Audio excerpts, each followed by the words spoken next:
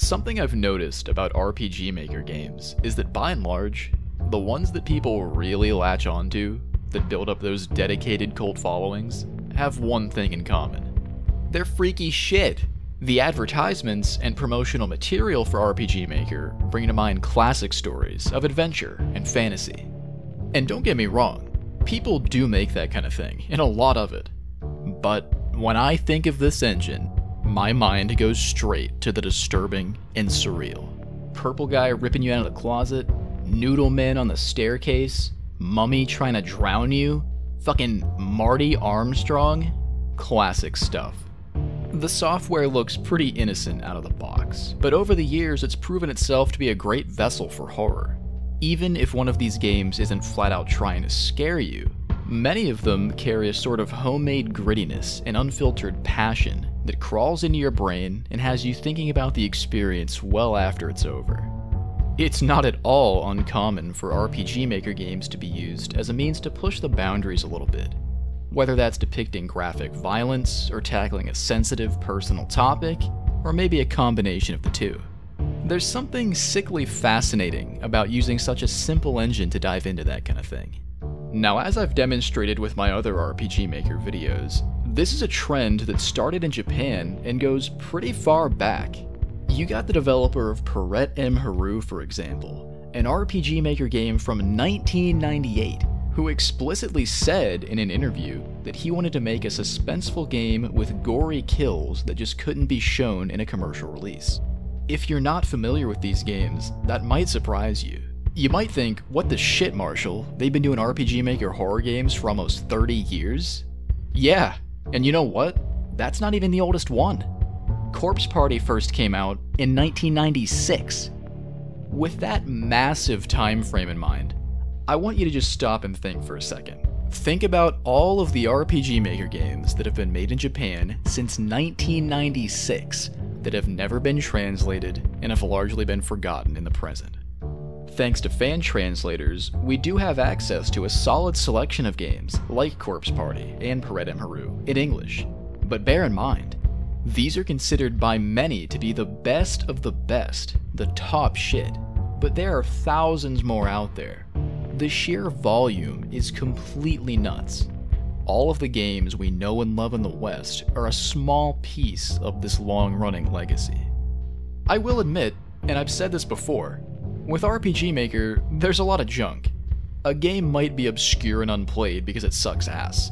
But as we saw when I found Ghoul, released in 2001, there's also a lot of really neat, lesser-known stuff that slipped through the cracks, and you'll likely just never know about it unless you have the time to get your hands dirty and sift through the madness yourself.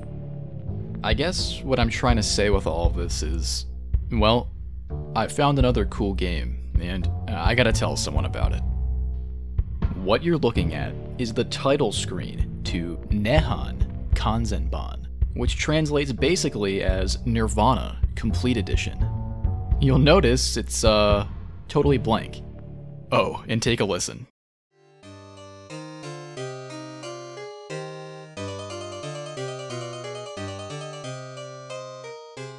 Yeah, that's spooky mansion music. Ordinarily, if you download an RPG Maker game and you're greeted with this, it's a good idea to cut and run, because there's a good chance you just walked into a 12-year-old's summer project. But make no mistake, this game had its share of popularity a good while back. So, I guess some context would be nice, right? I'm gonna give you a rundown of what I could find about this game before I played it. It's kinda interesting. Now, if you don't give a shit, and you just want to see what it looks like, I don't know, skip ahead to the next part. Relatively speaking, the previous two games I covered were well documented. Obviously, not so much in English, but both mythos and Ghoul were games that won official contests held by the creators of RPG Maker. And I was able to find articles with real deal, company-approved information about the developers. This one, a little different. Nehan was a game that seems to have mostly found its audience on Japanese image boards and blogs. And as a matter of fact, that's exactly where I found the game. A little entry on a blog. Every so often, people will ask me how exactly I come across these games, And the simple answer is blogs. If you know a handful of search terms and are willing to look through old web pages, with time, it's pretty simple to find something good. Here's an example to get you started. You can do this right now. Go on Google, paste in free game o susume, which means free game recommendations. Switch to images, and just start clicking shit. Maybe you don't like what you're seeing here. Okay, throw in a modifier, like hora. You know, horror. And there you go. More links than you'll know what to do with in a single lifetime. I'll throw all of these words in the description below if you want to copy them over and take a look. Anyway, most of the blog posts talking about Nehan are worded very much alike. Without fail, every one of them that I saw mentioned that the game was very violent, and that if you're averse to that kind of thing, you probably don't want to play it. The other thing they typically mention is that it was heavily inspired by the work of H.P. Lovecraft, the Cthulhu guy, in case you don't know. And that's generally the gist of what they'd say, aside from sometimes providing a download link. Yeah, so the funny thing about Nehan is that despite its age and relative obscurity, it's actually not hard at all to find a download link for the game. I'll throw that in the description too. The challenge for this one ended up being finding out more of the finer details, like who made it, you know? When was it released? And what else, if anything, did people think about it? Sometimes you'd see a post mentioning playing Nehan a number of years ago, but it wasn't clear when exactly that was. I found stuff that went as far back as 2006 talking about this game. After a while, I decided to just download the game and check it out, and thankfully, the files themselves fill in some of the blanks. If you look at the map files here, you'll see they were edited between late 2001 to early 2002, meaning we're working with another game that's over 20 years old. There's even a little manual the developers wrote, which gives you an overview of the controls and reveals the game was made by a team called Dark World Soft, with one of the members going by the name Yog Sothoth. They clearly wore their influence on their sleeve. Perhaps best of all, they actually provide a link to their website. Naturally, it's a 404, but plug that shit into the Wayback Machine, and wow, a lot of people have saved it. So, we can scroll the team's funky-ass website in the present day. This site is awesome. You got links to other projects on here, resources like music, articles about Carmageddon. Yeah, these guys were gaming for real. Just clicking through this and reading stuff could probably make for a neat video. Kinda gives you an idea of the minds behind the game though. Definitely enthusiasts, and I really like that. Now, even with all of this great extra info, I was still kinda curious to know more about how this game was received when it was released. Before I started, I thought it would be neat to get more of a fan perspective to measure my expectations a bit. I kept reading through different posts. I even found some Let's Plays, some of which are shockingly recent, and gradually came to the conclusion that I pretty much already knew the answer. The two things I already mentioned, graphic violence and the Lovecraftian influence, are exactly why Nehan made waves. At first you might think, that doesn't sound really unique. A lot of games that are popular today delve into that territory. You got high-profile stuff like Darkest Dungeon or Bloodborne that are household names at this point. But let's flash back to when this game was released. Somewhere in 2002. From what I can tell by reading different comments, Lovecraft was a fairly novel concept at the time, at least in Japan. People seem to have had a curious attitude about the game's concepts, and describe it as notably depressing, which leads me to believe this type of horror was a bit more fresh. It even got to the point that people on the Japanese image board 2 channel were so into Nehan that they were making full-blown parody games based on it. I couldn't find links to any of them based on this game, but I'm sure they're out there. Believe it or not, the last game I covered, Ghoul, even has one, and it's called Gomez. I actually did end up playing this, but that's a story for another time. So there you have it, an early 2000s Japanese take on Lovecraft. One that is apparently so violent, everyone needs to warn you about it. Let's give it a run through and see what goes down. The title screen here kinda gets recontextualized with all that additional detail in mind. Now it feels less like a kid's summer project, and more like I'm about to watch grainy footage of someone being murdered. Alright, well, we have 3 options. The first one essentially says New Hell, which is how you start the game. Then you have Resume, which lets you load a save file, and then Shut Down. So, start a new hell, and away we go. The first thing we're shown is a quote from famous author Arthur Machen, who is actually a strong influence on Lovecraft himself. The quote reads, "There are sacraments of evil as well as of good about us, and we live and move to my belief in an unknown world, a place where there are caves and shadows and dwellers in twilight. It is possible that man may sometimes return on the track of evolution, and it is my belief that an awful lore is not yet dead." Then, moody music kicks in, and we're told to put in our name. You'll notice our character is just represented by a silhouette, and our default name is Watashi, which means literally, I, as in oneself. They're kinda inviting you to self-insert here. Since you can actually write in English, we'll go ahead and do that so at least one word is translated for this playthrough. Afterwards, you're asked if you'd like to see a system explanation, essentially the game's main mechanics. I guess they're assuming we're like most people and we didn't look at the manual they so nicely provided. So, okay, sure. Let's see if it tells us anything new. The explanation starts by saying that we're about to enter a twisted world, and that we need to follow these instructions if we're going to make it out alive. To keep it brief, I'll sum it up for you. Number 1. Pay attention to sound. Turning up the volume might help you survive. I'm gonna be really upset if they scream in my ear. Number 2. Pay attention to the top left corner of the screen. If it says event, you're in a cutscene. If it says free, you might need to make a fast decision. Number 3. Anything written in orange is very important. Good to know. And finally, number 4. You're going to have to fight for your life sometimes. You don't gain experience points from combat. You're not a hero. It's basically a last resort. Do anything you can to set up a surprise attack, or even better, escape entirely. You'll also need to keep an eye on your health and stamina, which regenerate out of combat. And that's the long and short of it. As the tutorial wraps up, it reminds you that this shit is life or death, and then wishes you luck.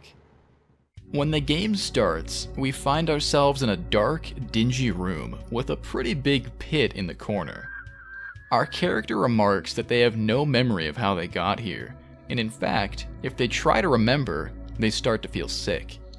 The last thing we can clearly recall is going out to buy cigarettes. Just being in this room makes us feel uneasy, which, yeah, makes a lot of sense. And so, our first objective is to find a way out. Let me run you through the menus really quick. If you've watched my Ghoul video, it's pretty much the same deal.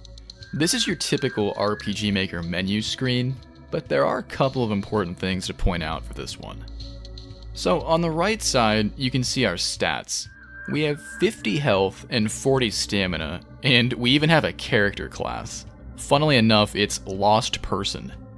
Then on the left, you have a series of options. Starting at the top, first up is items. Click in and you'll see we have a lighter. It's already established that we're a smoker, so I guess we wouldn't be caught dead without this thing. I'm sure it'll come in handy. Then below that you have special skills. This is a pretty useful menu. We don't have any right now, but as you collect makeshift weapons, you'll be able to choose from a few moves during combat that are a bit better than your standard attack. After that is equipment. Again, pretty useful.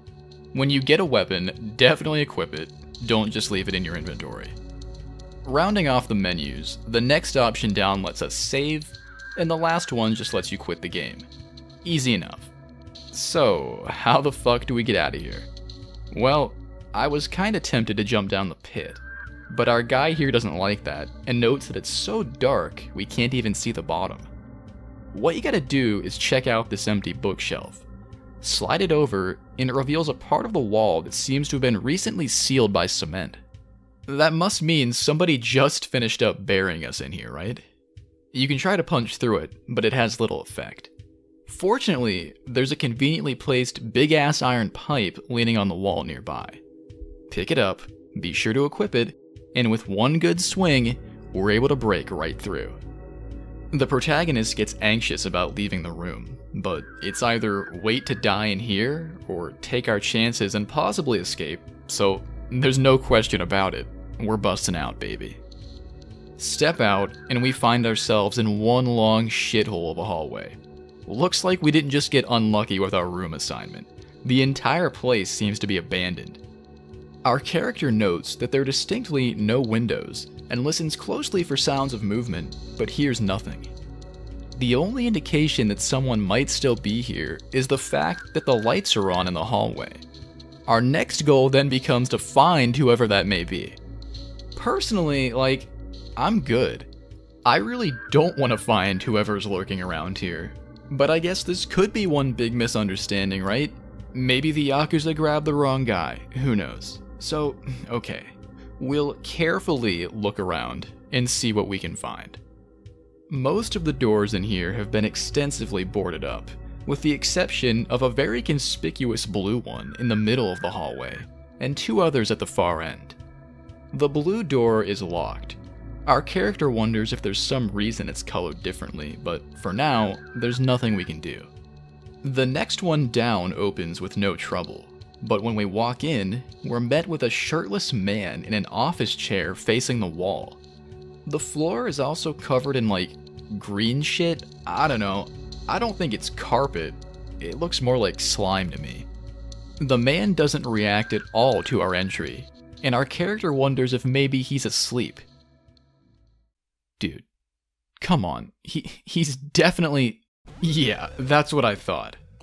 As we walk around the chair to view this guy from the front, we're met with a nice loud jump scare sound, as it's revealed that not only is he dead, someone ripped his eyes out and took all of his organs. Our guy lets out a nice long scream, which definitely had to have gotten the attention of the killer, and tries to calm himself, fixated on the painfully hellish expression on the corpse's face.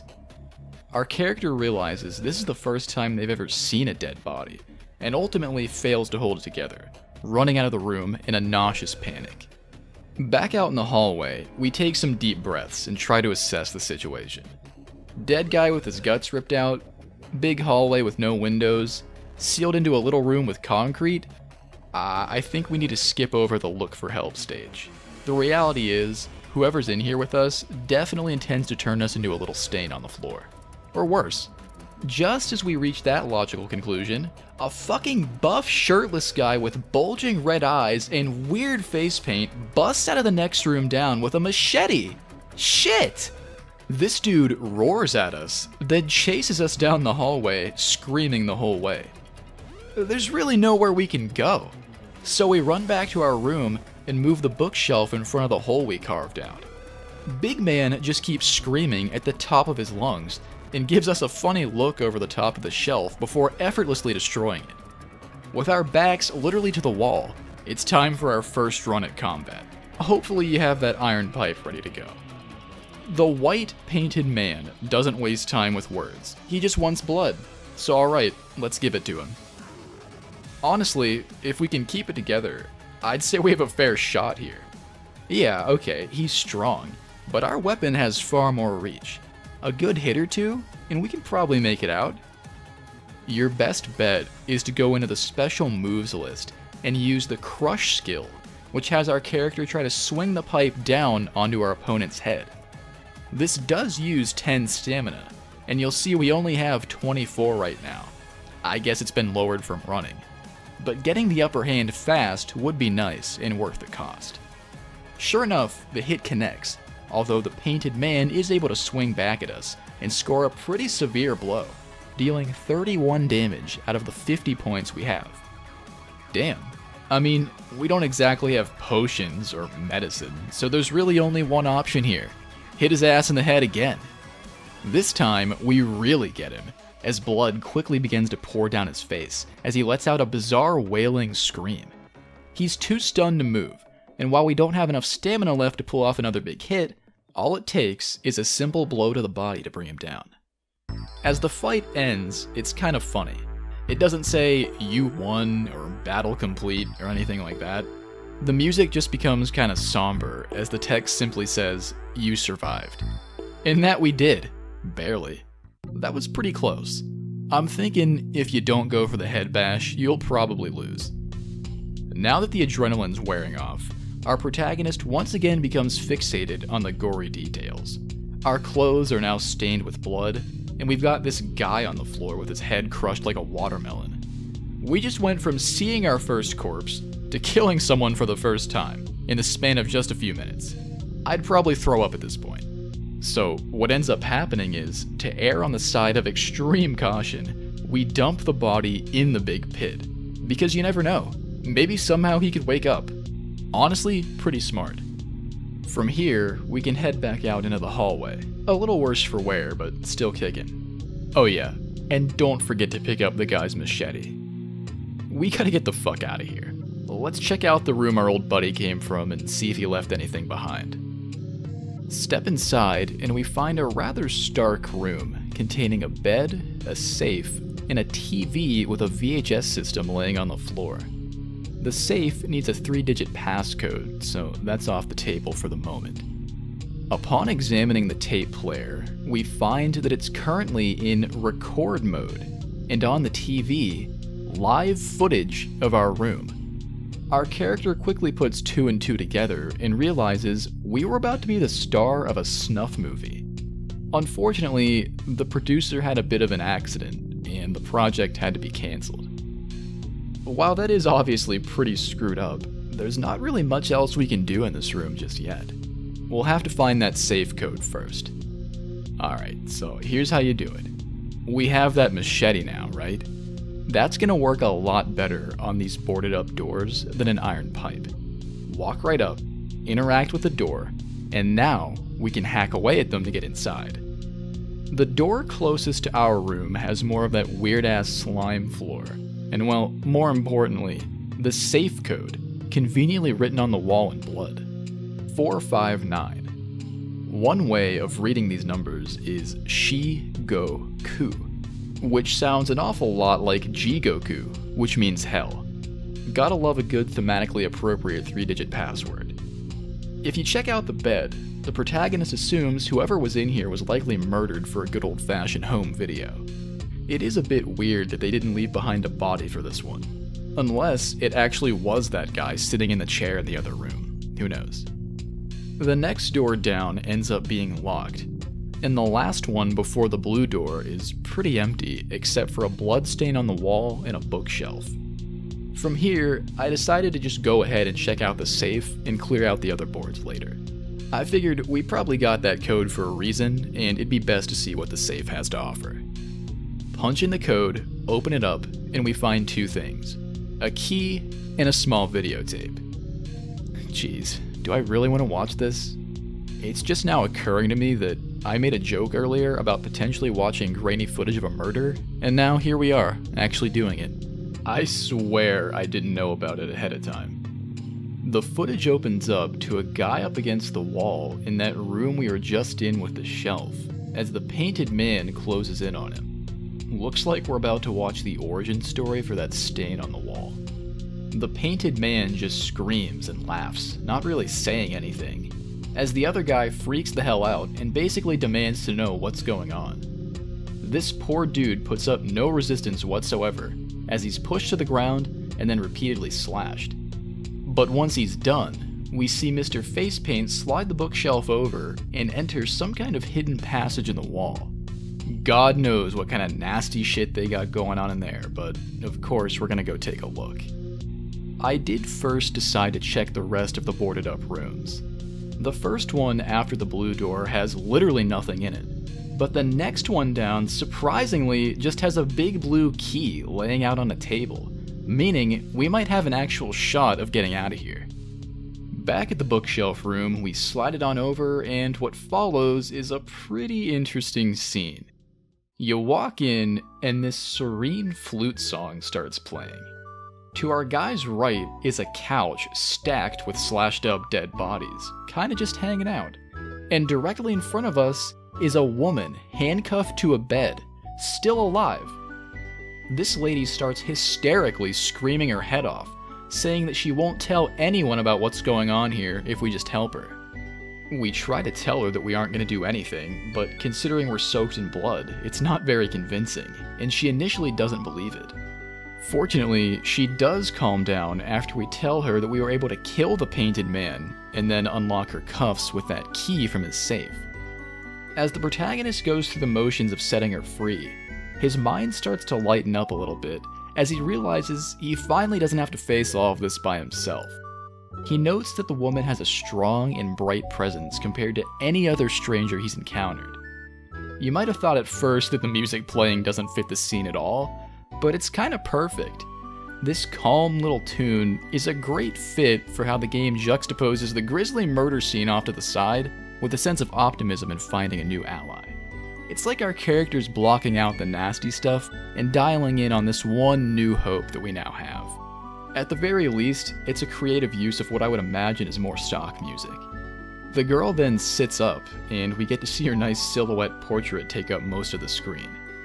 Honestly, I really like this approach to depicting the main characters. I don't think your standard RPG Maker anime-style portraits would really fit the mood this game's trying to establish. I think it's cool that they kind of let you fill the blanks in yourself on what exactly these characters look like, while also giving you a vague idea. You can tell from the portrait and the sprites that she has short, reddish hair, but that's about it. Speaking of sprites, actually, I'm sure you noticed it, but even they take on a unique style, looking much more like actual human bodies than your usual chibi-style sprites, seen in just about every other game made in this engine. The closest comparison I can personally think of is a game called Linda Q. It definitely all adds up to make an experience where the horror takes center stage, instead of a cute or cool-looking main cast. It's kinda neat. Anyway, the girl thanks us, and we decide to team up to find a way out of the building. We tell her our name, and then we're prompted to provide one for her. By default, her name is actually Heroine, but not like the stuff I got hooked on to cope with Majin Tensei. It's, you know, like female hero. I thought about it for a while, and then I realized I haven't used the name Ray in a few videos, so in my infinite creativity, I decided to bring that one back around for another spin. Come on, it's pretty good. Afterwards, Ray tells us she was dragged in here by the painted man who actually spoke to her and said he would provide more friends for her to hang out with. That would be the dead people on the couch. At some point, Ray heard a scream from out in the hallway, which turned out to be us. And well, that's all she can remember. Hopefully we can find something to jog our memory a bit. Before heading back out into the hallway, remember, we're now carrying that iron pipe and the machete, so take your pick and have Ray equip the other one. From here, we need to head through the old blue door. We use the blue key, and it does work, but the door's like stuck in place anyway, so we put our strength together and push it down. After that, we pass into a short stairwell going down. You know what this looks like? I'm not even gonna say it. Our character notes being creeped out by the deep blue colors, but the two push on anyway, and we find ourselves in what else but another corridor. This time, there's another blue door, but we can't get to it because the floor is all shredded up and seems to be collapsing. The door directly across from us is also locked, so the only way we can go is to the left. Over here we have one red door and a big rusty looking set of double doors. The red door seems to lead to a supply closet or something. It's just a few shelves with a couch crammed next to them. The double doors lead to a big unlit place that almost looks like a classroom. A few of the tables are stained with blood, and worse, we smell something decaying coming through the door at the far end. You know this isn't gonna be good. Walk in, and we find ourselves in a makeshift kitchen. There are organs and limbs scattered around on the floor, as well as a big trash can filled to the brim with blood, and a sink with decapitated heads inside. So what, they kill people here, film it, then eat them? I guess that's one way to hide a body. Naturally, our two survivors freak the hell out, but since this is one of the only rooms we have access to, we're gonna have to take a careful look around anyway and hopefully find something useful. Examining the various bits and pieces lying around, our character provides some commentary, noting that they're fresh and haven't been dead for very long. Unfortunately, there really isn't anything here we can use. But you might notice there's another part of the room, currently unlit. Walk on over and hello! The cook has been standing around the corner the entire time, just waiting there for us to run into him. I hate to say it, but this got me. It was a really obvious setup for a jump scare, but it got me. So Leatherface here starts screaming, just like the guy upstairs did. Then we scream back at him, and the game's all like, okay, you take the controls now. Good luck. It tells you to run, and you have literally no time to second guess where you're running to. The cook hauls ass out of that kitchen, right behind you, like the hounds of hell are on his heels. It's really kind of insane. My plan was to run back to the stairs, but he caught me very easily in the hallway, and unfortunately, we were forced into combat. You'd think, with 2 people against 1, this would be a piece of cake, but it's not. I did manage to score a couple hits, but the cook doesn't fuck around. He killed Ray in a single shot, and I went down quickly after that. Well, okay. Hope you saved your game before going in there. Let's give it another shot. So the thing is, you can't really outrun him over a long distance. You have just enough time to duck into that supply closet, which seems like a bad idea because there's no way out, you know? But what happens is, you go in, and Ray helps us hold the door shut. The cook starts to break through, but the two come up with a plan to intentionally let him in, then do a surprise attack on him, essentially taking advantage of his position in the doorway to strike from different angles. This time, you have an advantage. The cook isn't quite as capable as he was out in the hallway, and he now struggles to keep up with you. Just like last time, be sure to open up with those special moves. I had Ray swing that pipe down on his head, while I used the machete to pull off a powerful slashing attack. Ray still was knocked out after this, but she isn't permanently dead or anything. It just means the rest of the fight is solely on us. I went with the slashing attack again, which actually removed his mask, revealing a weird sunken face with small red eyes and a wide open mouth with seemingly no teeth. He screams, but he's not done yet. He puts up a fight for a couple more turns, and again almost kills us, but ultimately, that surprise attack was the key, and he does go down, collapsing into a heap on the floor. Ray gets super upset, but our character thinks to himself that he's starting to get used to this kind of thing, and assures her that this guy is down for the count, and we're good to go. We start to rationalize our kills by thinking of these strange people as no longer human, and, well, there's also the simple fact that we had to do it if we wanted to live. I can just imagine how much this therapy bill's gonna be. With that, it's back to the old grind. The cook drops a yellow key, which we can use to unlock the door that was right in front of the stairwell. He also drops his little cooking knife, which is worth grabbing for a quick upgrade. This door leads to a little room with shoe lockers, which has us thinking maybe we actually found the exit. As we pass through the next door at the far end of the room, we reflect on everything that's happened so far, wondering to ourselves what kind of scenery lies on the other side. Sure enough, we are outside, but we're not free. In front of us is a sprawling courtyard with nobody in sight, which surprises the protagonist, who imagined they were somewhere in the city. This place is in the middle of nowhere, and there are no sounds or anything to help us figure out where that might be. There's an occult symbol right here that our guy refers to as a magic square, surrounded by skulls impaled on sticks. This has us thinking that maybe we've been captured by devil worshippers. At this point, it's honestly anyone's guess what they're trying to do here.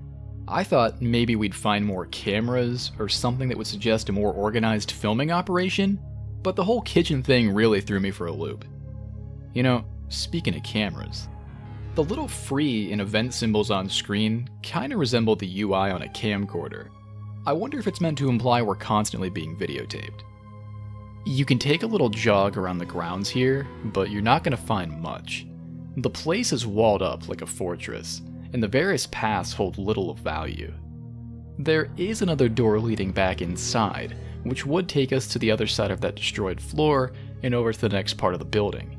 And there's also a front gate, but naturally, that's locked up. The protagonist notes that this door requires a pretty big key, and there's absolutely no shot of breaking through it. If you're thinking, why don't they just climb over the wall? Well, they thought of that too. It's too high, even if Ray were to stand on our shoulders. All that to say, we gotta go back inside. Talk about a short-lived victory. Ray tries to keep things optimistic, reassuring us this time that we will find a way out of here, and so we head back in. There are only 2 doors on the previously inaccessible side of this floor. The red one is locked up, which leaves us forced to head further downstairs into the unknown. The room beyond the stairs is dark as shit, but fortunately, we're a smoker, so we at least have a lighter to help out a little bit. Man, come on. You know there's someone lurking around in here. How am I gonna deal with that when I can barely see? So you take like literally 10 steps forward, and all of a sudden, Ray hears something. And the upper half of some guy's body flies down the hallway at us, attached to some kind of hook on the ceiling. From behind it comes weird laughter, and guess what? It's another chase sequence! These things really make me shit myself. I can't even see who I'm running from. I mean, the only way that made sense to go was back to the stairs and out into the courtyard, so that's what I did. When we scramble back to the stairs, Ray helps us set up another surprise attack, which worked well enough last time, but this time, they must be onto our little game. Because another guy comes in from above us, meaning we're now sandwiched between 2 of these fucks. That's really great. Ugh, he must have come from that locked door. I mean, how was I supposed to know? This dude is called Black Cloak, and he flashes his gardening shears at us while laughing maniacally. It distracts us just long enough for the dude downstairs, a nice looking fella named Rubber Mask, to get the drop on us, and yeah, we are certified screwed. I don't think you can win this, there's just no way. You can barely survive 1 turn, and after that, they easily finish you off. So what the hell are you supposed to do? Well, check it out. You don't run back the way you came. You run forward, into the darkness. Then, a voice calls out to you from behind another blue door, and somehow, there's another guy alive down here. This dude is ecstatic to find 2 new allies, and says that with all of us working together, we'll actually have a chance of fighting back. You're given a quick chance to hand the man a weapon, which you absolutely should, and then Rubber Mask barges in, forcing us into another fight. Well hey, at least there's only one of them this time. Maybe Mr. Cloak only came down because of the commotion on the stairs. With all 3 of us swinging at once, this fight is a total joke. We beat the absolute shit out of Rubber Mask, even severing one of his arms in the process. After the excitement dies down a bit, we demand to know how our new friend even got down here. It is kinda suspicious. He assures us, however, that he has no idea at all and simply woke up here. When he walked outside, Rubber Mask attacked him, so he came back in and decided to just stay put. Collectively, we still have little to no knowledge of anything that's going on. But I won't turn down some extra help. This guy's name by default is Young Man, or Youth. Obviously, I did intend to change that, but somehow, I really don't know how. I managed to move the cursor over to the finish button and just left it how it was. Oops. So, on screen, his name's gonna be Young Man, but I'll call him Charlie. Yeah, I know. From here, we can loot Rubber Mask's belongings. He drops another key, which isn't big enough for the gate outside, but likely fits the room upstairs. He also drops a survival knife, if you're interested. Back upstairs, knowing exactly who's behind this door, we unlock it and bam, there he is. Not even willing to give us a chance to come inside. There's something really creepy about this one to me. The guy's really tall, like his sprite is massive. He also has quite a lot of health, and is pretty much guaranteed to bring you close to death. After a few rounds, his mask comes off, revealing a corpse-like face with white eyes this time. When he falls, Charlie starts shouting at the body, asking why he was brought along to this murder party. As Ray tries to calm him down, suddenly our head starts to hurt, and our vision fades away into some kind of memory. We're at home, in our room, talking to a friend who's sitting on the floor. Our character realizes he's out of cigarettes and walks outside, making note of the eerily empty streets. As we head down the road, we see none other than Black Cloak standing behind a pole, who then sprays us with something and knocks us into a daze. Then, all we can see is a huge red ladder floating in darkness, as our character recalls that he was carried up this ladder by Black Cloak and left in the strange room we woke up in. We're then shown a bizarre scene where all 4 of the people we've fought against just stand around our half-conscious body laughing and screaming, and you can see the ladder stretching down into the pit. Could it be that the pit was the way out the entire time? As we flash back to reality, we tell the group about our new memories, and the possibility of a hidden escape route. Everyone's eager to see where the pit leads, so we grab the ladder, snatch up the big scissors laying on the floor, and decide to head back to where it all started. As we lower the ladder down into the pit, the group realizes this is basically do or die. We never did find a key to the front gates, so if it's not down here, we're kinda shit out of luck. Our character does acknowledge the possibility of using the ladder to get over the wall, but ultimately, we decide to just trust our memory and see what comes of it. The climb down isn't far, but it's completely dark, and a foreboding feeling starts to rise, as if we're crawling into the center of hell. Touching down, we flick on our lighter and how the fuck? The painted guy? He really did survive. You actually have to fight him again too! Was he just standing here? Did he know we were gonna come back? He goes down extremely fast too. Like, what's wrong with these people? The protagonist wonders to himself if they even feel fear, and starts to get sick the more he thinks about it. Ahead of us stretches a very, very long tunnel. You're definitely gonna get your steps in on this one. You just go, and go, and go, until eventually, the group decides to just stop and take a break. The day's events are really starting to catch up with us. Might as well get some rest here before things get worse. Everyone agrees that they'll basically sleep in shifts, leaving someone awake to keep watch in the meantime. And they'll all just swap places every once in a while until they're ready to go again, figuring that the darkness will actually benefit us if someone shows up. The first person to get some sleep is Ray, leaving us and Charlie to sit there and talk to each other. Charlie provides a bit of background about himself, saying that he's a delinquent and actually still in high school, although he rarely attends and has been held back from graduating. Our character suggests that he go back and finish school, and Charlie imagines that maybe he was sent here by some god to jolt him back to reality and have him start taking his life seriously. Soon, Ray wakes up and switches places with Charlie. Ray also gives us some of her background story and mentions that she works in an office for a modestly sized company. She describes her work as very boring and tedious, each day the same things over and over. Ray's parents pressured her to get married, but she seems a bit apprehensive about it and kinda wraps up the conversation with that, apologizing for it not being very exciting. Then, some time passes and Charlie wakes up, leaving us to get some sleep. Just like the others, the protagonist reflects on his life, admitting that it's not very interesting and a bit aimless. In a sick way though, at this moment, we now have a goal, a purpose, and friends, which leaves us feeling oddly content as we drift off to sleep. Even though this game came out well before the Saw movies, it kinda reminds me of that, as in people who don't really appreciate their lives, or live them properly, I guess, are put through horrible shit and realize something about themselves after. When we wake up, the group continues onward a short ways, only to find that the tunnel actually wasn't much longer and appears to lead straight to a dead end. Classic shit, you know? Everyone is completely dumbstruck by this. Charlie starts to get pissed off, and Ray just doesn't believe that a tunnel this long truly leads to nothing. And she's right, I mean, it's impossible. We were carried up through here, so there must be a hidden panel somewhere. But our lighter isn't gonna last forever, and it's not super obvious just yet where that secret entrance might be. Fortunately, someone left us a hint. There's a little notebook lying on the ground, right at the end of the passage.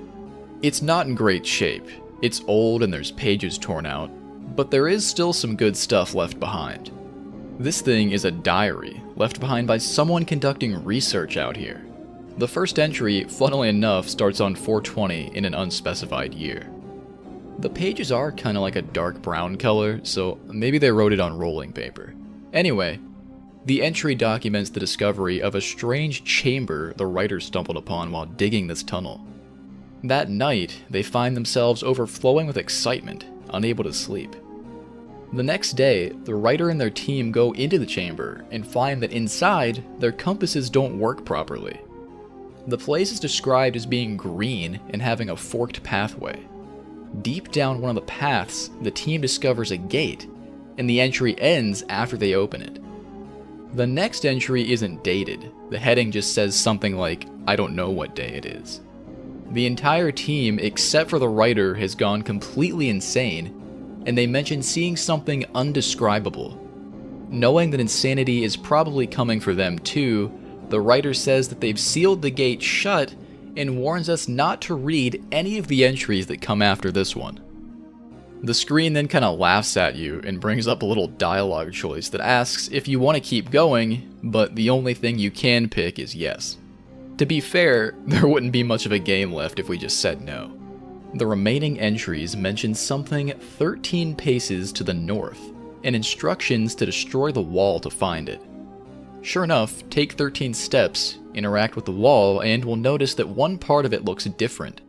The group smashes it open, then a crazy-ass piano song starts playing as we step into the same cave the diary mentioned. We can feel a heavy presence inside, and the place starts to give us a headache.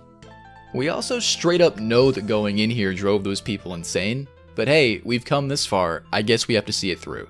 I'm sure my house is down here somewhere. Wander on through, and you'll soon arrive at the fork, with the gate just ahead. Charlie hopes that the gate leads to an exit, and Ray nervously says that she'll just go along with whatever we want to do. Alright, well, here we go. Take a few more steps, and we come up to the entrance of what appears to be a long metal corridor, so dark that we can't see inside of it at all. Down in this cave, it looks almost alien. The protagonist takes note of its bizarre form, and says that it's unclear what material it's constructed with. The group starts to feel dread as they look at the gate. It doesn't seem to match the construction techniques of any known civilization. Worried that this might be another ambush, Charlie comes up with the grand idea of going inside by himself so that at least some of us might survive if there's an attack waiting. He promises he'll come back, citing his powerful running legs, and then leaves the party. Ray stands back with us as we wait, and wait, and wait, again reflecting internally on all of the awful emotions we've experienced today. Eventually, old Charlie does come back, but he's not quite right. He steps out of the shadows just kinda moaning, and then he starts screaming, just like all the people we've carved through to get this far. Our vision then goes entirely red, and we wake up all the way back at the top of the ladder, laying on the floor in our room. We have no idea what just happened, but neither Charlie nor Ray are with us. Out of nowhere, a loud scream then rings out, and the protagonist panics, because it's Ray. The voice isn't coming from the pit, but rather somewhere around the hallway nearby. As we rush out of the room, only one location really makes sense. That bed we found her handcuffed to before. Step in, and sadly, things aren't looking good. From a glance at her sprite, Ray appears to have had her hands and feet removed, while Charlie stands over her laughing. The protagonist nearly crumbles at the sight of this cruelty, but then confronts Charlie in a rage. Between insane laughter, Charlie manages to stutter out a few words. It seems like he's trying to say that Ray asked to be killed. The words are kinda cut off, but it's something to that effect. Our character says nothing in response, and the final boss of the game begins, as we immediately decide to just take a swing at him. It's clear at this point that Charlie's no better than the people who brought us here, although I'm not so sure we're all that well ourselves. Charlie isn't difficult whatsoever. With Black Cloak's giant scissors, you're going to be putting out a lot of damage, and it's unlikely he'll survive even 3 turns. As we attack, Charlie calls out for us, perhaps briefly lucid, which made me feel pretty bad. But it's not like we have a choice. When the fight's done, Charlie collapses on the floor next to the bed as our character starts to break down, in disbelief that the gate offered no answers and he's now been forced to kill one of his own friends. What this poor guy doesn't know is that it's about to get a lot worse. See, Ray is actually still alive, but she knows it's not going to be for very long. In the final moments of her life, Ray reflects on how happy she felt when she first met us here, and the fact that we went through so much effort to help her out, even though she considers herself to be a burden. As her final request, she'd like for us to put her out of her misery, and die by the hand of someone she's come to admire. Ray says she wishes we could have met before being brought to this place, and then tells us goodbye. The protagonist screams out, and then does it, and is left with nothing but the cold reality that he's killed all of his friends as he stands alone in a room filled with bodies. He then starts to laugh to himself, and the next thing you know, we wake up in a padded room standing in front of a psychiatrist. Our hair now seems to be white, either that or it's a bandage, and the psychiatrist explains that we were found alone in the mountains, screaming our lungs out. He notes that we were covered in blood and asks us to explain more about the underground labyrinth we discovered. The protagonist mockingly suggests that we go and take a look for ourselves, even though the place is currently being investigated by the police. And then hauntingly warns that things are becoming distorted, and the world will soon be changed in wonderful ways. As the game draws to a close, our character expresses excitement for a day that will soon come. A day that will be just like Nirvana. And then, the credits roll. I really thought this game was neat. If you've read a Lovecraft story, you can definitely see the ending coming, but I do think it's a pretty fun twist on the original stories. For the vast majority of the game, there's nothing paranormal going on whatsoever. It has a gritty, grindhouse survival atmosphere, and it's pretty much impossible to tell what your captors were really trying to accomplish. At first you think it's a snuff operation, then you find the kitchen, then there's a summoning circle, and of course eventually the gate, which reveals some ultimate incomprehensible truth that has now been unsealed and permitted to flow into the world. It also never becomes clear how exactly we were carried up that ladder into the building. The only possible explanation is that we actually did come through that gate somehow. I've read a fair amount of Lovecraft's work, and I was thoroughly engaged, so I can only imagine that if you were in Japan and you had never been exposed to these stories, it would be even more strange and intriguing. Now that we've seen all of it, I did want to briefly address the violence aspect of the game. Like I said way back at the start, most people talking about Nehan will mention that it's incredibly violent and you should be cautious of that going in. As far as RPG Maker games go, they're right, it's pretty gory. In particular, there are a lot of depictions of dismemberment.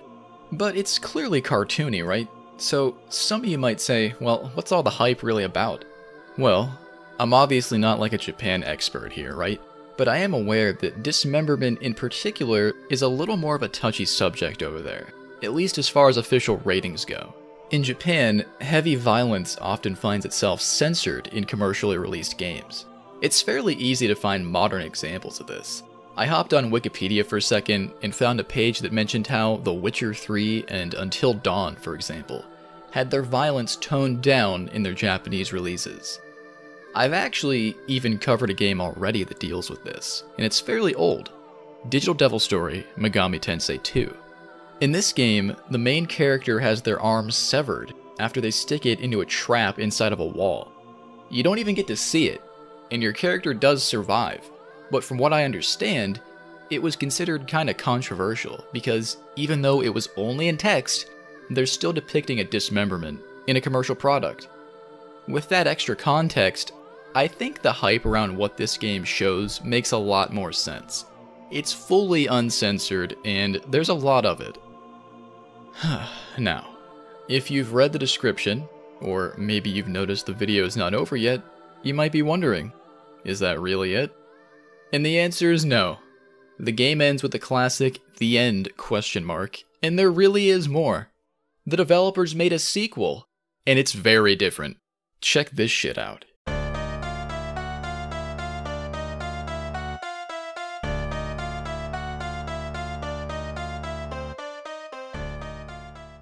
Oh yeah, Nehan 2 DarknessFantasy. The first game definitely seems to have much more notoriety. In my experience at least, there were less people talking about this one. Surprisingly, if you take a look at the files, you'll see the bulk of the work was also done in 2002, although the EXE has a 2003 date. They must have gotten started on this game right after the release of the original. Nehan 2 is less survival focused and more on the investigative psychological side of things. There's a little note included from the developers in the manual that even straight up says the project was heavily edited and revised multiple times and plays more like an adventure game. The note says the team wanted to include more of the Cthulhu mythos in this one, primarily because they weren't able to find many other games doing it, and they felt like the original could have used more of it. The devs even go as far as to list out what difficulties they had with making this game. A couple highlights are expressing unrealistic things in a realistic way, and creating assets like sound effects and images. I think it's really neat that they included this for posterity. When we're talking about something so old and in another language, it's beyond helpful to have this direct developer perspective that lets you dive into their exact mindset for the project. So how does this story end? What could possibly happen next? All I'm gonna say is it gets pretty crazy and basically cemented my decision to do a video on these. Let's give it a look. Start up a new game, and the first thing we see is a message in English saying that the work is dedicated to H.P. Lovecraft. Things then open up with a quote, just like last time, although this one might be original because it's not attributed to anybody. I thought it was a little tricky to read, it's probably just a bit high level for me. Here's the gist. Far below the Earth's surface, something unseen and unknown lurks, shouting blasphemies. We are unaware of it, and it is unaware of us. However, there may be something that links the two. Truth and lies spiral. Dreams intersect with reality. When memories of a time when we were invisible to each other become a thing of the past, we've already been caught in the distortion. Can it now no longer be avoided, even in our dreams? Pretty creepy. We sure screwed up by unsealing that cave. And take a look at that title card. I like it. So the first thing we're met with is a light being shined in our eyes, as a disembodied voice speaks to us. The voice tells us to never forget that we are ourselves, and the most true version of ourselves. It continues on, saying that we don't need to know who they are, but we do need to know, beyond any doubt, who we are. We're then prompted to enter a name. My first thought here was, well, they raise a good point. Who the fuck am I? I mean, it kind of looks like we're playing as the same guys before, and that game did end with us being in the psych ward. But at the same time, it doesn't really seem likely. We went fully crazy at the end of the last one. Did they bring us back somehow? I guess it's too early to say. I decided to just name myself Marsh again anyway. Now, you actually can't type in English this time, so for the record, all the names I pick are gonna be in Japanese. After saying our name, we wake up on a table with some guy standing over us. Speaking internally, our character notes that they've never seen this place before, describing it as bleak and notably lacking windows. Sounds kind of familiar. The man staring at us then starts to speak, and look at that, they drew a full portrait for him instead of a silhouette. While I did quite like the silhouette style, the visuals this game goes with are also very cool. Some of you might be thinking, wait, do I know this guy? Well, you might. Apparently, he's modeled after a real person. I only know this because I read it in the comments on a Japanese Let's Play, but the doctor seems to have been made to resemble Shiro Sano, an actor who appears in a lot of things, like Godzilla movies. The doc here greets us and says, surprise surprise, he's a psychiatrist. We're then prompted to provide a name for him, and there's seemingly no defaults this time. So, what do you call a psychiatrist, right? How about Ryunosuke? Let's go with it. We're breaking new ground here. A new name I've never used on the channel.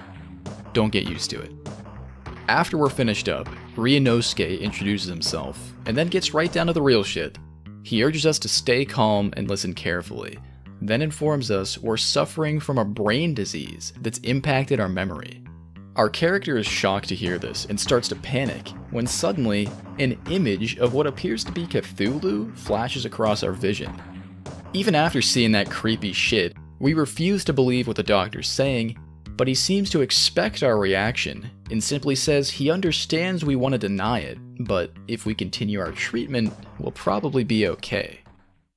Ryunosuke seems to take remembering our own name as a good sign, and says we can work on recalling the rest of our memories one by one. Eager for more details, our character anxiously asks who exactly we are, which only creates an awkward silence, resulting in Ryunosuke leaving, as he suggests we get some sleep. You dickhead, we just woke up! Already, it's kinda hard to trust this guy. He's obviously withholding certain details, and come on, you're not even gonna bring me like a glass of water or something? So we're just sitting there, right, trying to get our heads around the reality of living with this debilitating illness, when the protagonist suddenly realizes Ryunosuke shouldn't know we remember our name, because we never actually told it to him. For a second, I was kinda like, wait, but we did, right?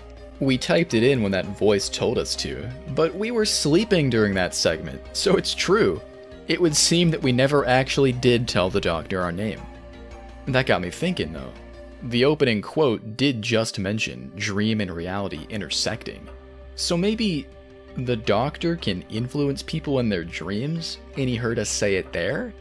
Or it could just be that the protagonist doesn't remember that happening, but we as the player saw it? I don't know.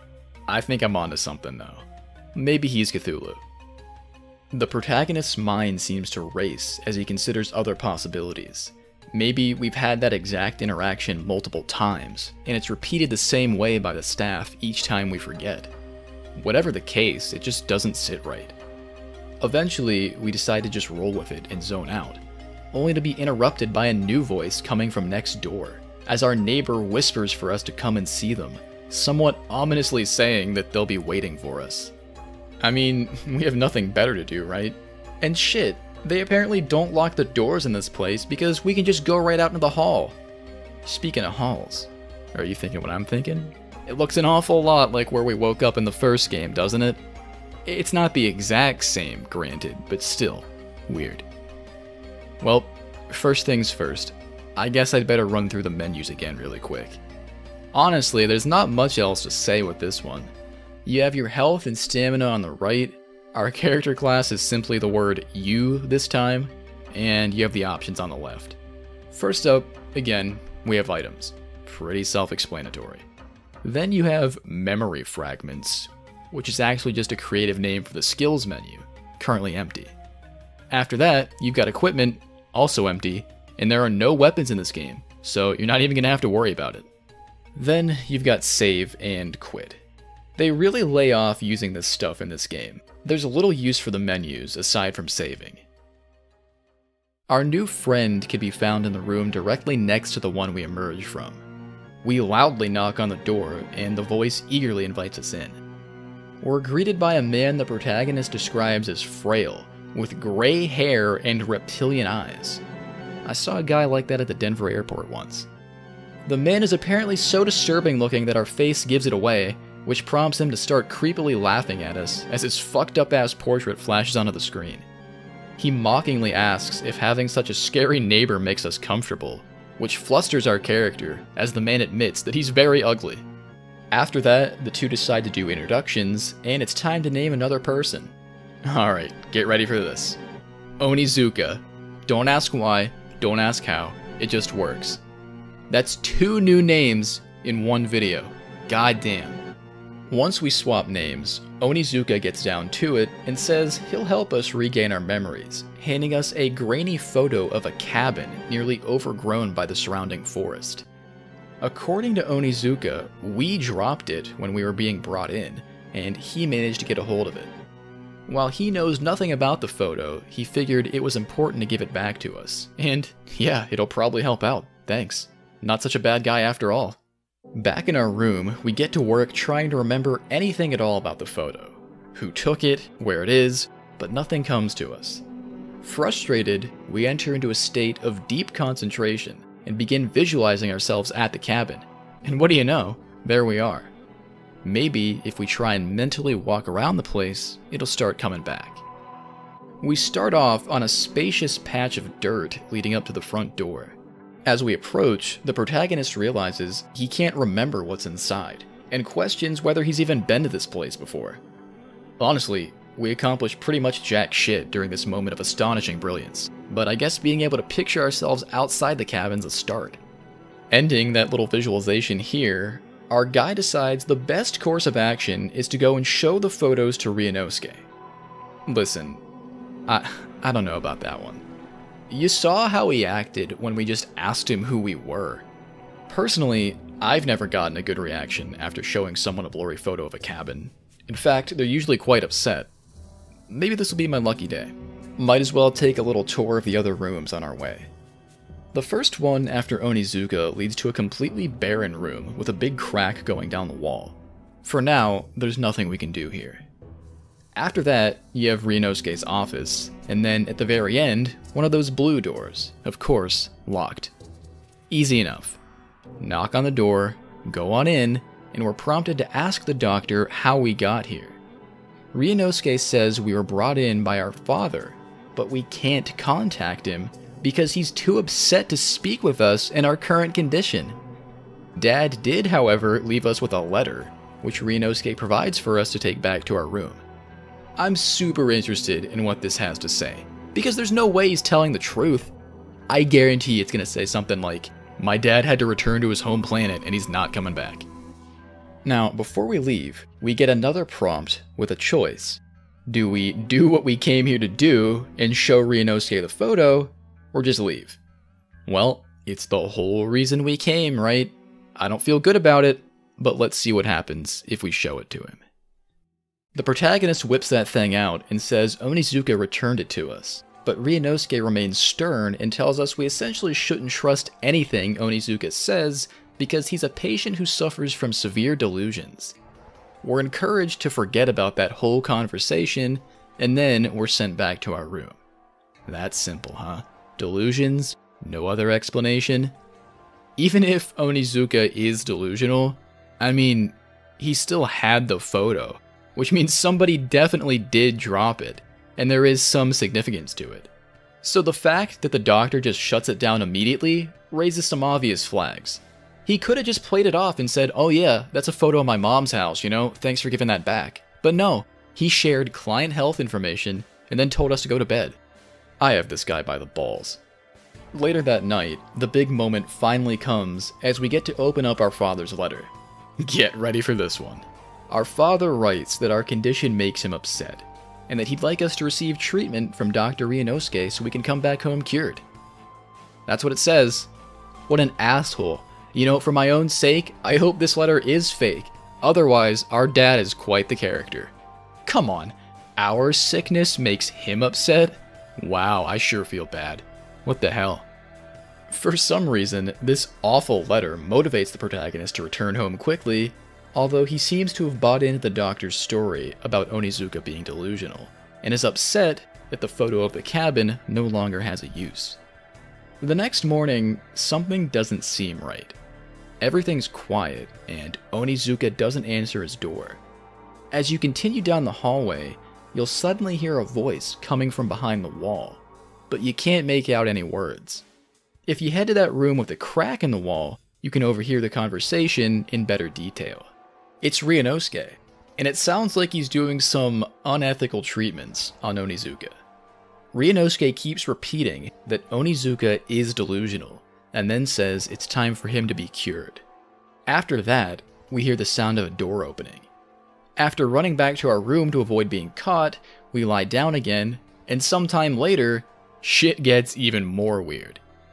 The doctor enters the room once more, and repeats the same dialogue at us from the start of the game. He no longer responds to the name Ryunosuke, and in fact, he tells us that isn't his name at all. When we talk about the photo, Onizuka, and our father, it only seems to confuse the doctor more. And when he asks us to show him the photo, we find that we no longer have it. Irritated, the doctor leaves the room, and we decide that the only way to prove we aren't totally crazy is to go and see Onizuka for ourselves next door. When you get there, he's moaning loud as fuck because they lobotomized him. We're being gaslit on levels never before seen. The protagonist freaks the hell out and runs out to the hallway, only to be caught by the doctor, who then continues to lie straight to our face until our mind finally snaps, and game over. Well, technically, this is one of the game's endings. The story actually continues much farther than this, but as I'm sure you already figured out the moment I did, we made a fatal mistake. We showed Ryunosuke the photo. There is something to this picture, but it's for us to figure out. Let's jump back to the decision point and leave the office this time without mentioning it. The conversation plays out the exact same way, but we leave early, go back to our room, read Dad's letter, still feel motivated by it for some reason, and go to sleep. Now, when we wake up and step out of our room, we find ourselves not in the hallway like you'd expect, but in the depths of our mind fortress, right in front of the cabin, with the door swung wide open. The interior is small and dimly lit. There's 2 doors on the left and 2 on the right. To try and remember more detail, we have to do an investigation of each room, one by one. You'll notice most of the rooms have a red tile in front of them. That means we can't remember what's inside yet, so we'll have to start with the first one on our left. In this room, we've got a really shitty beat-up wooden desk and a bookshelf with something on it. Inside the desk drawer, we've got a nice selection of pens and rulers, but nothing useful. On the bookshelf, guess what? It's a book. It actually uses the same drawing as the notebook from the end of the first game. I don't think it's supposed to be the same one, but I guess it could be because the contents are similar. The text describes how someone had come to this place to confirm the existence of something simply referred to as that. The writer has a hard time believing this thing could exist, and insists on whatever it is being nothing more than a story. They close things out by saying they can't stay in this cabin for long, and then it abruptly ends. Alrighty, well, that covers it for this room. The next one we gain access to is the top left. In here, you've got a couch and a safe. The couch doesn't have anything good. Unfortunately, there's not like an assault rifle or something underneath the cushions. And the safe obviously needs a code, so this room's kind of a bust for now. At least it's enough to keep us moving forward. Now we can check out the bottom right. The only thing in this room is a VCR and a TV. If you flip on the TV, it just shows static, so I guess that's another item for the list. We'll need a tape. In the final room, on the top right, there's just a big table sitting in the middle. For some reason, this table really sticks out to our character, but after examining it, we wake up. Man, I was really making some progress there. Well, let's hope Ryunosuke decides to chill out a little bit with his gaslighting tactics so we can survive another day. Sitting in our room, the protagonist knows that he feels as though he shouldn't remember anything further than this, and still entertains the possibility that this all really is some kind of false memory or delusion. We decide to go and talk with Onizuka for some man-to-man bonding, but again, when we leave, we find ourselves somewhere else. This is actually pretty bad news too. I mean, you recognize it, right? The metal? Come on, of course you do. We're seeing the inside of that gate we found in the first game. Charlie was the only one to go in there, so this is our first real look at the interior. The protagonist is dumbfounded and wonders if he's dreaming, describing the tunnel as otherworldly and having a sinister design. With no choice but to continue, we do so, only to hear a loud shriek from behind as that Cthulhu creature we saw a quick flash of a while ago flies up our ass at Mach 17 and wakes us up. We find ourselves back in bed, screaming at the top of our lungs. We try to rationalize the dream as a product of anxiety or stress or something, but no matter how unrealistic it may have been, the fact is, it was extremely vivid. We were really there for a minute. For surviving that vision, we're rewarded with an extremely painful headache, which prompts us to go and see Ryunosuke again to ask for medication. Yeah, if only we kept our memory of the timeline where he medicated Onizuka. Oh well, let's check it out. When we get there, Doc does not answer the door, but he did leave his office unlocked. So hey, when in Rome, break into a psychiatrist's office and look through his shit. Since we're alone, it might be a good idea to do more than just find ibuprofen. Let's check his desk first. Open the drawer and we find nothing. Nice. How is it even possible that this guy works here and sits in here all day and has nothing in his desk? It just doesn't make sense. Interestingly, you do have the option to close the drawer after opening it. Seems innocent, but I made sure to do it, because I have a feeling if we make it obvious we were in here, we'll probably be punished for it. On the medicine shelf, we quickly find something to get rid of our headache and swallow it, and it works, leaving us with a clear head to continue our investigation. I'm sure you already noticed it, but the other shelf in here does have some obvious marks on the floor next to it, indicating a hidden passage behind it, just like the room where we found Ray in the last game. It's kinda weird. I still can't really figure out if this is the same building as before. There's so many things about it that are familiar, and I'm sure that's intentional, but it's clearly different enough that it makes you wonder. Inside the doctor's hidden chamber, we find what appears to be his actual office. The one out front was just a decoy, I guess. The bookshelf here holds an old book with the word replica written on the cover. The contents are very complicated and at times incomprehensible.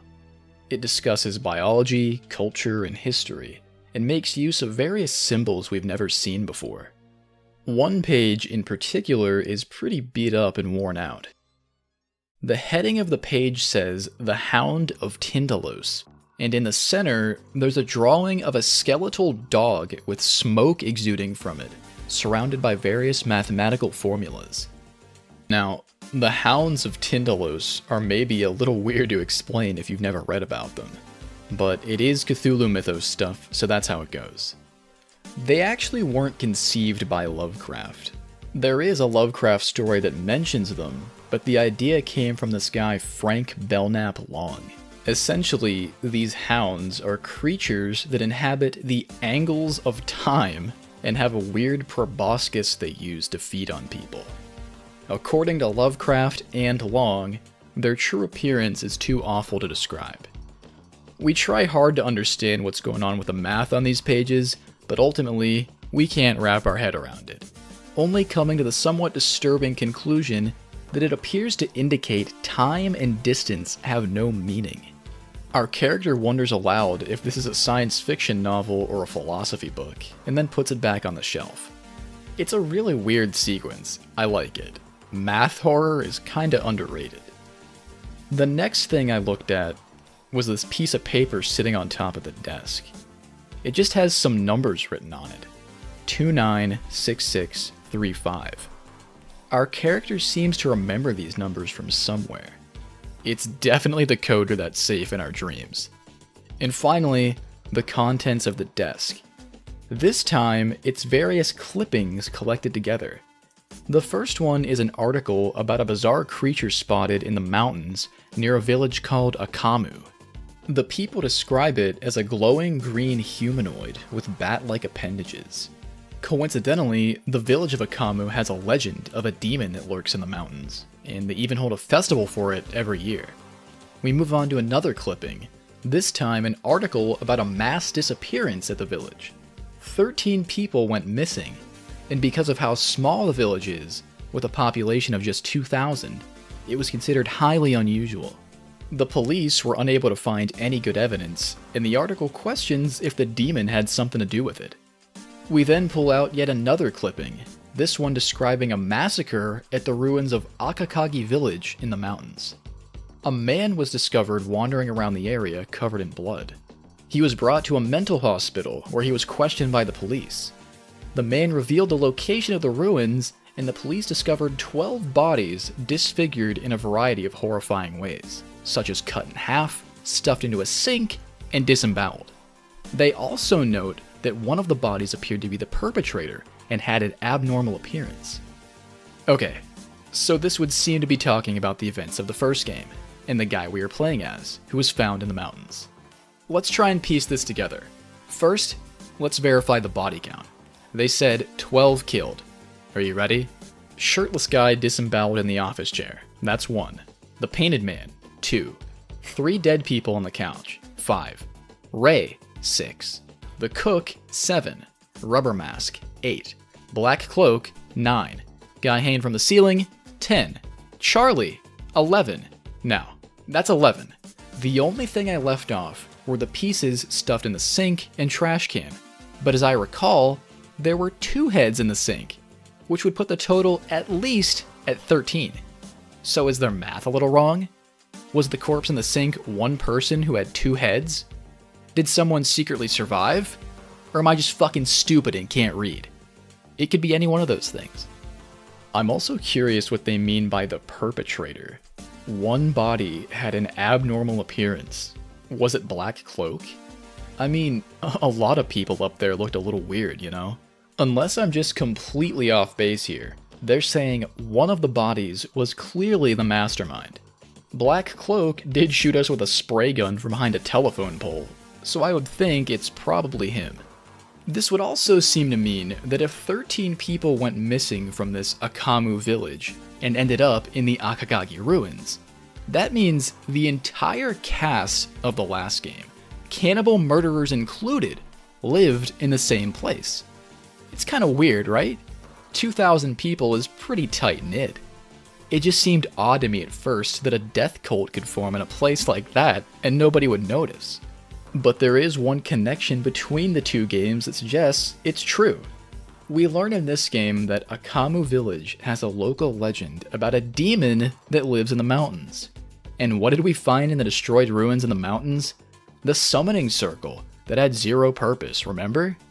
To me, that kind of spells out the killers had to have been some kind of secretive group of demon worshippers who ended up being driven completely insane by the Cthulhu caves below. Now, a side note about Akamu is the name sounds a little bit like saying Arkham in Japanese. Arkham is a city in Massachusetts in the Lovecraft world. Notably, in this game, it isn't written in katakana, they use kanji for it, so it's not literally trying to say Arkham.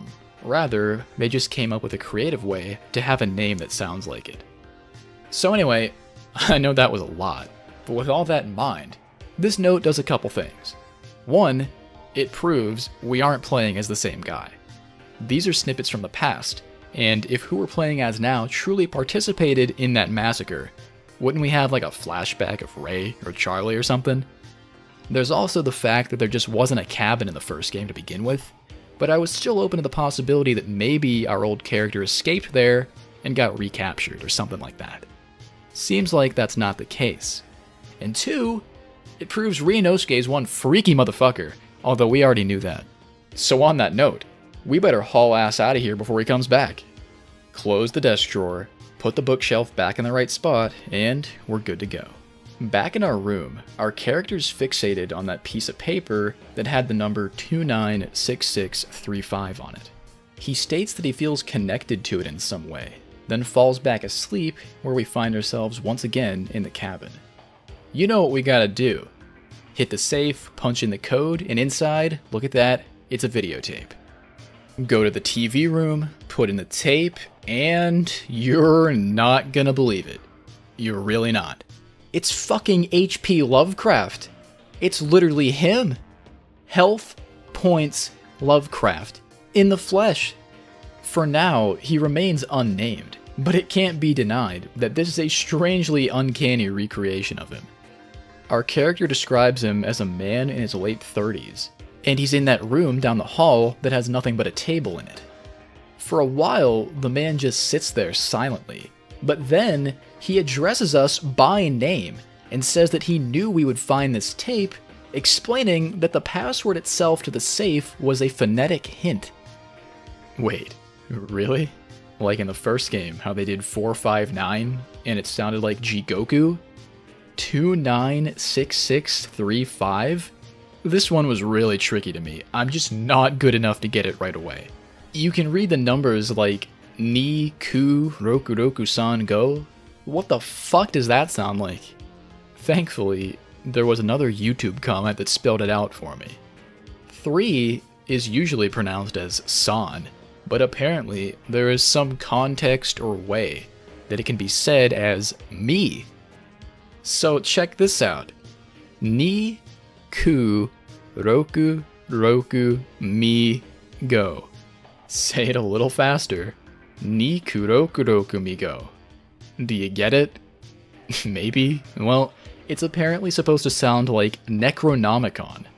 I would have never figured that out without the help of a native speaker, so kudos to this commenter. The man just keeps going, saying that he's made a discovery more ancient than anything humanity's ever seen. That discovery is apparently beneath this building, and he invites us to come down below to look at it with him, saying that he can't wait any longer.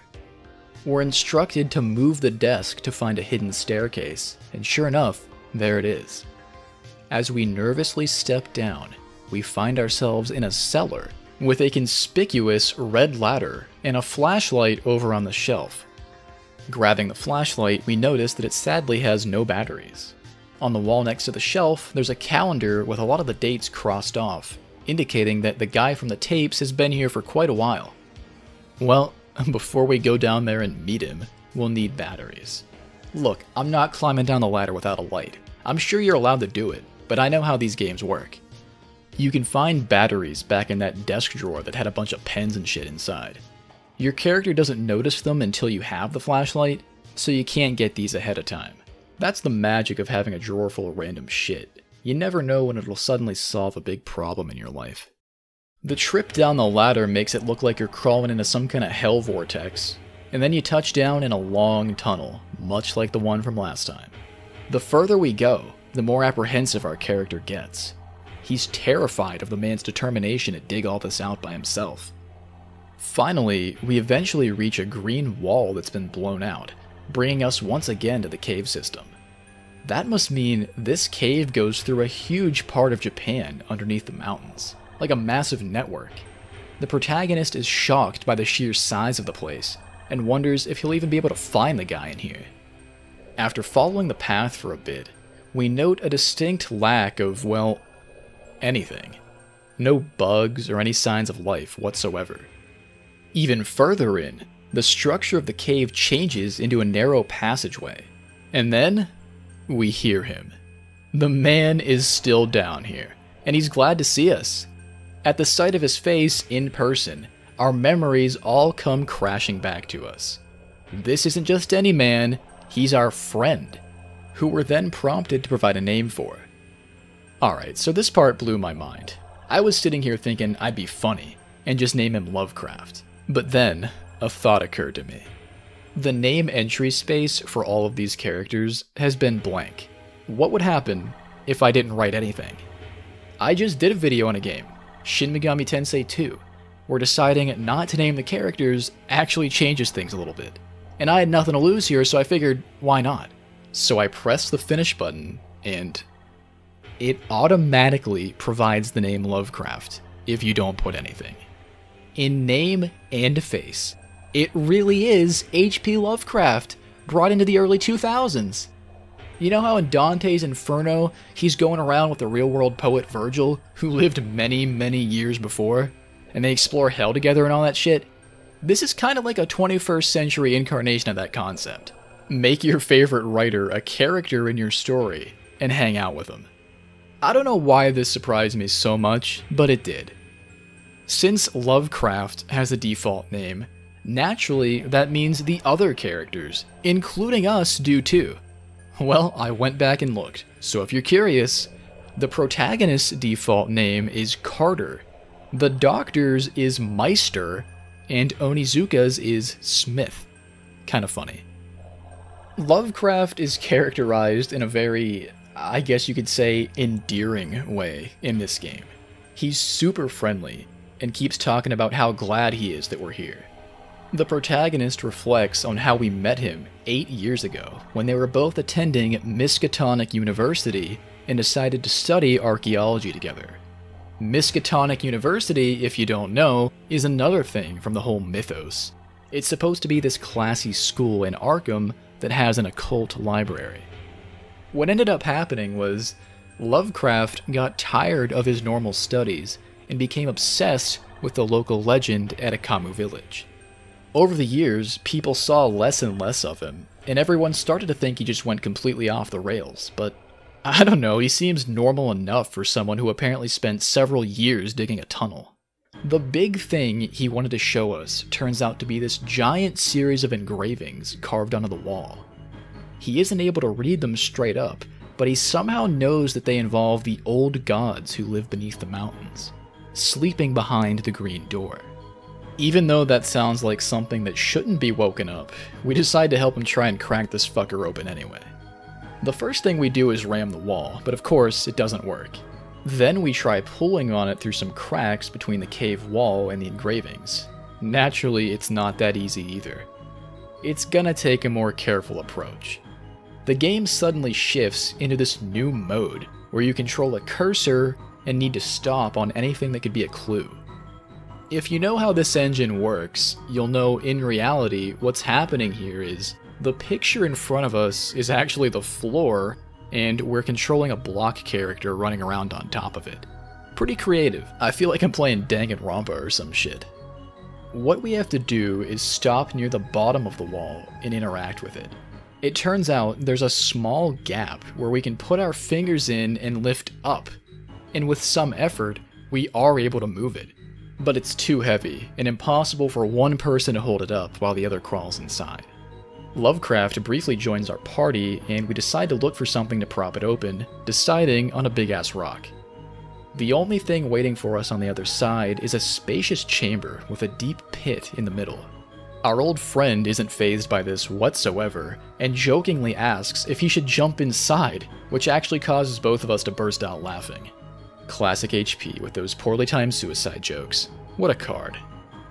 Unfortunately, our buddy's attempt to lighten the mood doesn't last long, because we hear awful things start to come from the bottom of the pit, and at Lovecraft's suggestion, we both promptly book it and run for our lives before it's too late.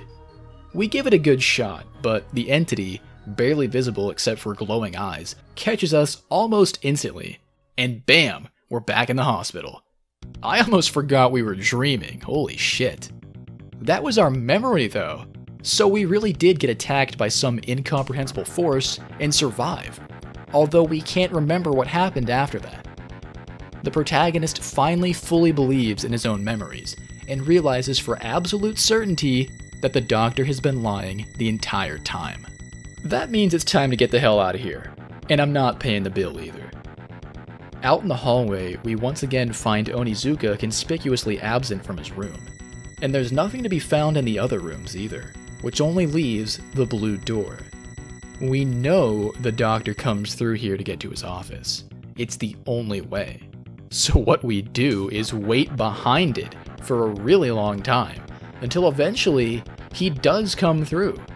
We then quickly snatch the key to the door right off of him, run through, close it behind us, and lock it from our side. Ryunosuke insists that we stop immediately and allow ourselves to be treated, but our guy spills the whole thing, shouting out that he knows everything we've been told is a lie, and that even the letter from our dad is fake because our dad is dead. The doc doesn't even try to come back from that, and has a record-breaking meltdown, screaming at the top of his lungs and calling us a bastard, as his speech slips into gibberish while he tries to break through the door. Bolting downstairs, we end up in a murky corridor with a handful of rooms. The first one is locked. The second one is locked. The third one is locked. And the last one, it's open, thank God. Inside, we're treated to a nice barrage of flashing lights as a scene so gory appears on screen, the developers decided to preemptively censor it. I didn't put those black bars there, those are just in the game. You got a guy with his head sliced off, his guts spilling out onto the floor, and they might have cut his balls off. It's not looking good. This would appear to be Onizuka. They really did a number on him. Nearby, you've also got a trash can filled with blood and a weapon lying on the ground. At this point, Ryunosuke's managed to get through, and we can hear him down the hallway practically singing as he goes door by door, smashing each of them open trying to find us. There's not really much we can do but wait, but keep an eye on that machete. As Ryunosuke reaches our door, he starts muttering about Nyarlathotep, and then starts speaking in the language of the old gods, saying that Cthulhu sleeps. We're then provided a brief opportunity to move freely and do whatever we want. Save your game, start crying, I don't know. Obviously, you're going to want to arm yourself, so hurry up and pick up that machete before he gets in. When the doc finally makes a house call, he's looking a bit different and screams in our face, but we're able to get in a quick slash at him, which sends him scurrying away. Now, we're off the back foot, and it's time for us to be the slasher villain. Gotta track him down before he finds a way to recover. Following a trail of blood in the hallway, we enter one of the previously locked doors, only to be met with yet another deep dark pit. We can't go down without a light, and you might think, don't we already have that? But remember, we found that flashlight back in the dream. And while dream and reality may have been intersecting, I guess it can't keep a flashlight in our pocket. In the next door down, there's a little supply closet with a shelf that has a single match sitting on it. That's something, but not really that much. It's almost like a trap. There's probably at least one person out there who thought this was enough, then got eaten. We still have to check out the last door we haven't been through, which leads us to a lantern and a note. It's pretty ripped up, but the pages left over are patient profiles for the hospital. Onizuka's starts on May 15th and provides simple information like his name. On the next page, they get right into the nasty shit and talk about how they've started trying to mind control him. The note says that it's been going well, although we learn nothing at all about what it actually entails. The next profile is actually 2 in 1. This one says we were captured on May 17th, and it's for both us and Lovecraft. The log says we're being kept in separate locations and that we know too much. They were able to wipe most of our memories, but not all of them. The next page is on May 19th, and notes that Onizuka's torso surgery is complete, with ours being scheduled for tomorrow. I got so many questions here. Where the hell's Lovecraft? They say separate locations, but we've been everywhere in here. If we were brought to the same place, they either transferred him, or he got out on his own. And what's the deal with Onizuka? Mind control, okay, sure. But the torso thing? What are they going for? I guess if it made sense, it wouldn't be quite as interesting. Well, with the lamp and the match, we're good to go. As we step up to the pit, we're met with sheer darkness, and no ladder. Determined to catch the doctor, the protagonist jumps in, and, well, the game ends. So, what happened? Was that another bad ending? Did I mess something up? Forget to do something? Nope, that was the best one. Did we live? Die? Is Lovecraft alive? Do we ever find out more about this grand, ancient oh shit, wait. I gotta shut the fuck up for a second. The game just came back. A post-credit scene. Armed with our lamp and machete, we trudge forward into the deep darkness. Doubt begins to wash over us, and then anxiety creeps in as we seem to reach some kind of passage. And then, do you know what it says? Continued in part 3, and you won't play part 3 because it doesn't exist. We'll never know the full truth behind this story, and in a way, that's kind of a fitting end for something so inspired by Lovecraft. Part of me wondered if maybe part 3 was supposed to be a gag, as in, they never actually intended to make it, and this was where they wanted to stop with the story, so they just teased people with it. Judging by what I was able to gather through the usual blog posts and YouTube comments, this doesn't seem to be the case. A lot of comments on these videos are really interesting to read. You have people reminiscing on watching family members play it, people pointing out little details such as the ones I've mentioned in this video, and a lot of people just talking about how they want to play the next game. There are a good few who still pop up on these videos, wishing they could have played the next part. But the thing is, nobody seems to know for sure why it never happened. Sadly, the project seems to have just been abandoned, with no verifiable explanation for why that may be. In reading these comments, sometimes I'd see this word eta be used in reference to the game. Some translation sites won't understand this word if you see it because it's an online slang, and from what I can gather, it's a specific term referring to when a small project like this stops and never comes back. It's a pretty common thing in the world of indie games and fan games. I've personally seen it happen numerous times. Whatever the case may be, all I can say is the work the team released is really neat, and still has people interacting with it all these years later. The Nehan games were very cool. It's a unique perspective on Lovecraft that has a lot of twists and turns, and some pretty wicked drawings. Even though you might have just watched me go through the entire thing from start to finish, if you're into playing something in Japanese, I'd highly recommend giving these a run through, maybe after you forget some of the details. Put together, these games took me a little over 2 hours. I'm sure someone more fluent than me will be able to take away a lot more from it, so if you find anything good, anything I missed, let me know. This has been the Nehan Experience, and as always, I'll see you guys in the next video.